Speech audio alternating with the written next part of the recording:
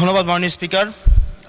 সালাউদ্দিন সাহেবকে প্রশ্ন করলে আবার কখন নোটিশ দেওয়ার কথা বলে ফেলেন, তো সেই বিষয়টা নিয়ে সবসময় আমরা একটু সংকোচে থাকি।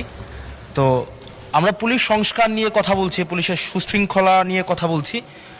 লাস্ট এক মাস পুলিশের শৃঙ্খলা নিয়ে যখন আমরা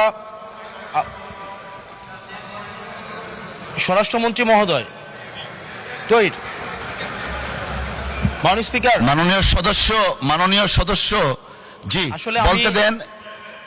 মাননীয় সদস্য লেট মি হ্যান্ডেল। মাননীয় সদস্য, আমাদের পার্লামেন্টারি প্রসিডিউরে আমরা যাই। মাননীয় স্পিকার, আমরা যখন পুলিশ সংস্কার নিয়ে কথা বলছি,